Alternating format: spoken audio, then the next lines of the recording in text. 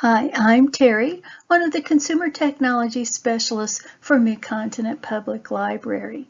And today we are going to start a brand new series on Google Sheets Basics. And to get us started today, we're going to open Google Sheets and then take a look around and put some names to what we see. Because Google Sheets is web-based, you'll want to first open a browser of your choice. It could be Google Chrome, Edge, or Firefox. And then when it opens, your browser may open to a home page, and so you may choose to go to a new tab to start your Google Sheets experience. From there, we're going to go to the address bar and type sheets.google.com and press enter. If you haven't already signed in to your Google account, then you will be asked to at this point. So I have an account that's been created for me, and then it asks for the password. Now on the far right, you have a little eye that lets you see the password if you're at all worried about how you're typing that in. But let me type in mine. And then I can click Next. Notice that you also have a link that you can click if you forget your password. But we'll click Next.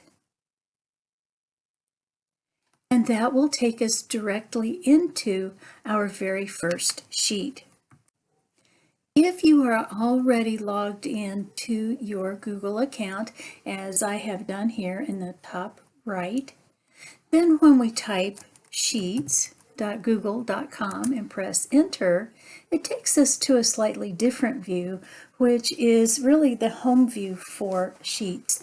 Looking at the top here, we have the hamburger button. That is a menu that helps us find other Google-related products if we want to use them. To the right of that, we have the Sheets logo, and this is a way to always get back to this home view. To the right of that, you have a search bar, so we could type in some keywords so that we could find sheets that we have created in the past. And then to the right of that, yet again, you have the Google Apps list if you would like to find other apps, and then your account information. Below that, it says start a new spreadsheet, and you have templates that you might want to choose from. And then below that, you have a listing of some of the sheets that you have created in the past. And you could scroll through and find the ones that you want to use. If you get this view, then you would click blank. And that will take you to a clean, untitled sheet. When you first look at a blank sheet, what you mostly see is a lot of little boxes that cover up most of your screen. Now, these little boxes can be arranged horizontally, and that is called rows. As you look on the far left, you can see numbers. And these numbers are the names of the different rows. To see a row, let's look here. I've clicked on one of those row numbers, and sure enough, that row goes clear across to the right. Now you could also talk about the little boxes here in a vertical fashion. And as we look across, we can see that there are letters running across the top that are the names of the different columns, the vertical arrangement.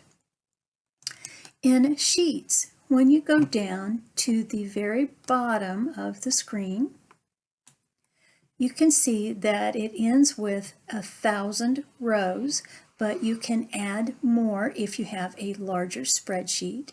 You can also scroll over to the right, if we can grab the scroll bar here, and it ends with Z, so 26 columns.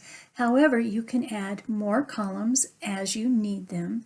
So this spreadsheet can expand if you have larger amounts of data. A lot of home spreadsheets, though, probably never go beyond those 26 columns and 1,000 rows. as we go back up to the top, then let's look at the intersection of a column and a row, and that is called a cell. Now, these little boxes, these little cells, can be selected by simply clicking on them. The name of that cell is the combination of the column letter and the row number. To help you out, to help you figure out where you are, though, in a sheet, you can see that there's a little bit darker color behind the column letter and the row number. So now we know rows, columns, and cells. If you look in the very lower left of the screen, you can see where this says Sheet 1. All of the cells that we can currently see are on this one sheet. Now, your sheets can contain spreadsheets, they can contain tables, they can have pivot tables, charts, perhaps pictures, all sorts of different kinds of things can fit on a sheet. So the sheet is really just kind of a workspace where you can put the information that you need to share with with others. There can be more than one worksheet, easy enough to add others. So those sheets, while they act independently of each other, can contain similar kinds of information. For example, you might have one file with 12 sheets, each sheet representing a month, and then you could go through and have attendance for each month, for example.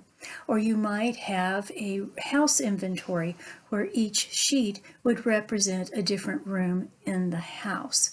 So sheets are an organizing tool as much as anything else.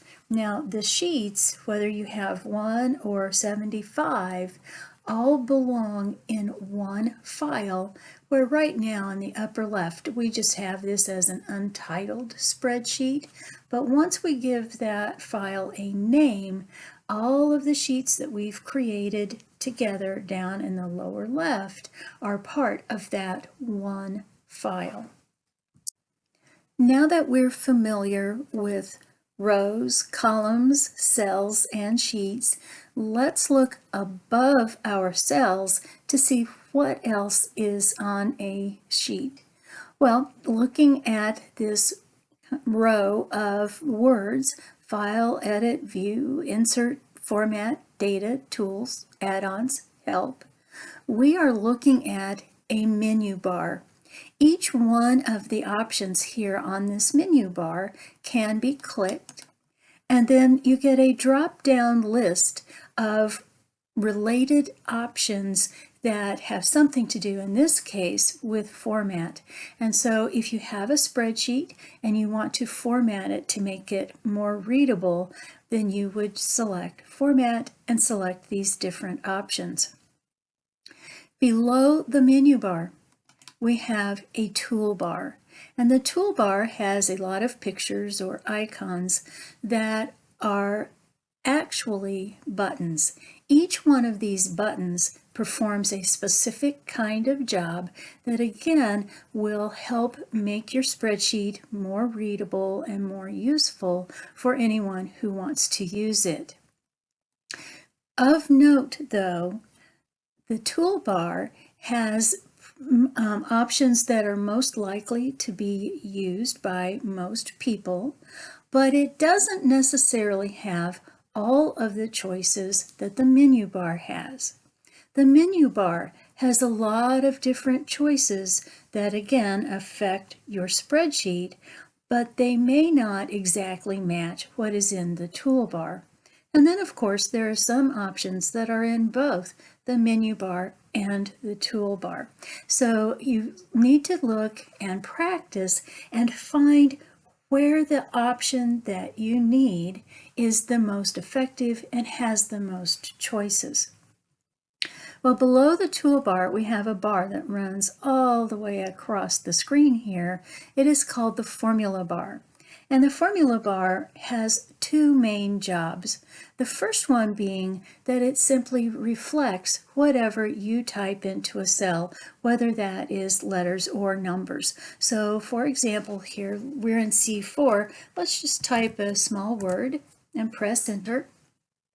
And when we click back in that cell, we can see in the formula bar that that word is being held in reserve, and that you can always refer to the contents of the cell by going to the formula bar. Well, let's go to another cell here, and this time I'm going to very quickly add in a formula. And because I selected cells that don't have anything in them, it's really no surprise then that the answer to my formula is just 0. But notice that the cell answer, the formula answer, is in the cell, but as I look at the formula bar, it retains the formula. So as you look at a more complete spreadsheet, if you see a cell that looks like maybe it's a calculated answer, be sure to go to the formula bar where you can see how that calculation was made. For more information, be sure to go to mymcpl.org/online learning. There you'll see such great online resources as Universal Class, lynda.com, Who Knew It, and Learning Express Library. We are now showing 3 new videos each week. You can find them at Facebook as they premiere on MCPL 360, Tuesday at 2 o'clock, and then Wednesday and Friday at 1 o'clock. If you miss our Facebook premiere or just simply prefer YouTube, be sure to subscribe to our MCPL MO channel, where you could also find our MCPL Consumer Technology Resources playlist.